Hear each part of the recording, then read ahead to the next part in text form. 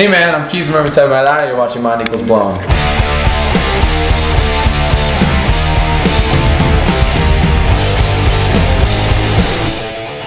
here at the Epitaph Tour in Tampa with Keith from Every Time I Die.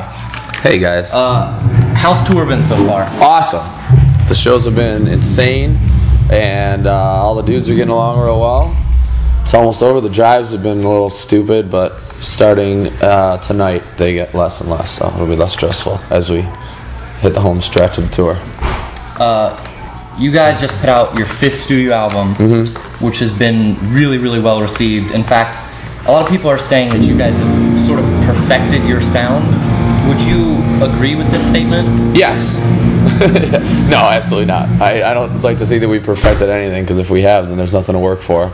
I definitely think we've found our niche. I think this is like the first time when we have recorded something and written something and recorded something and looked at it and like, yeah, that's what this band is about. We're not really experimenting too much, but we have the freedom to do it a little bit, and we still know how to do it fast and hard and heavy. So I think we finally, if there was a snapshot in our band's career of the most perfect representation of us, then yeah, it's definitely this last album. But it's not perfect by any means.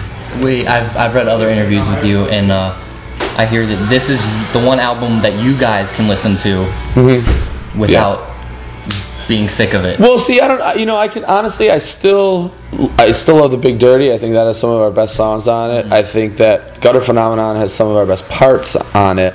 I think that Gutter Phenomenon was a little, there was a lot of inconsistencies in it. It wasn't as linear as it should have been. It was kind of like, oh, here's a really great song packed with awful lyrics, or vice versa. You know what I mean? But yeah, I definitely think this is the one, that it hasn't been out too long, and I'm not sick of it yet. But like I said, there's a lot of other stuff that I'm still very proud of. How was the recording process from this album? How did it differ from other? It differed greatly this time because our drummer was kind of on the outs when we first. His interest had waned incredibly by the time we even started recording. So by the time it got to doing guitars and vocals, he wasn't even in the studio with us. So it was like we felt like there was just a weight off our shoulders of like, we can actually do the things we want without him, saying absolutely not. No, that's not an Every Time I Die part. And it's like, well, non-Every Time I Die parts are just as much Every Time I Die parts as the parts we have, because we're known to kind of branch off here and there. So we had a lot more freedom in arrangement, really. It was cool. You guys tweeted a few days ago about the required stage dive. Yeah. Day. How did that go? It was awesome. It was awesome. It's madness. I mean, the White Rabbit in where's it? Where's the White Rabbit? San Antonio. Yeah. It's like, the stage is probably this tall. Kids are just right on top of you all the time. It's like really what a show's supposed to feel like. So yeah. It was madness. People were jumping all over the place. We got some really good footage for the next DVD. Did everybody do it? Did everybody hold up their end of the deal? I did not. You didn't? I did not. I think everyone else did, though. Our sound guy went twice, and the second time he got punched in the nose. He got a bloody nose. I felt so bad for him, I gave him my buyout that day. So it was an act of karma, I guess. Do you plan on bringing that back any other time? Yeah, I would like to. It's just hard because the stage is so, we've been playing a lot of House of Blues where the stage is so high and there's a barrier and security, is really rough about kids getting anywhere near anything. So I'm trying to think of the next time that might be possible. Maybe Buffalo. What? Crazy Donkey, that's right. That'll happen too. Yeah, Long Island. We spoke with Chris Dudley of Under Oath a few weeks ago. Yeah, you have? Because I haven't heard from him. He brought up Roman Carnival of 15. Yeah. Do you guys have any plans for that? Yeah, actually, I see him tomorrow, and we honestly only have one song done. It's just kind of like, hey, I got a part here, hey, I got a part there, and like, okay, I'll try to write some lyrics, but he gave me the files. I went in Buffalo and recorded the vocals, sent it to him. He mixed it together, and he's bringing me the final thing tomorrow. Final little jump drive with the one song that's taken 3 years. So tomorrow will be the first time that there's a completed song. Yes. So I'll talk to him, and I think we'll probably put it on the internet as early as what day say Sunday? Yeah, probably by midweek it'll hit the internet maybe. Yeah. Being on tour, you obviously miss a lot of normal everyday things that Yeah. everybody else gets to do. Yeah. When you get home, what do you need to catch on? What TV show do you need to? Lost usually. Because I try to watch as much as I can on tour, but if there's a distraction, like I can't sit at a bar and watch it because I need to. You need to very focused. Yeah.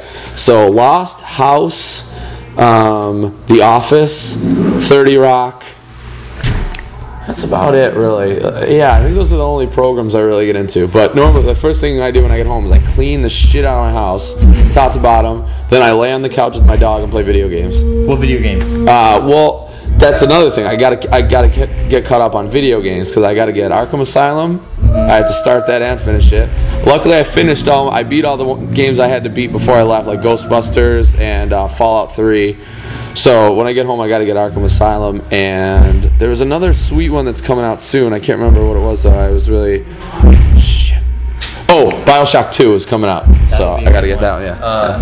Halo, the new Halo game just dropped. I'm not a Halo fan. I'm not a Halo guy. I'm a Gears of War guy. Yeah, but I'm not a Halo guy. All right. We have a fan question. Okay. How do your parents feel about the sort of life you've chosen?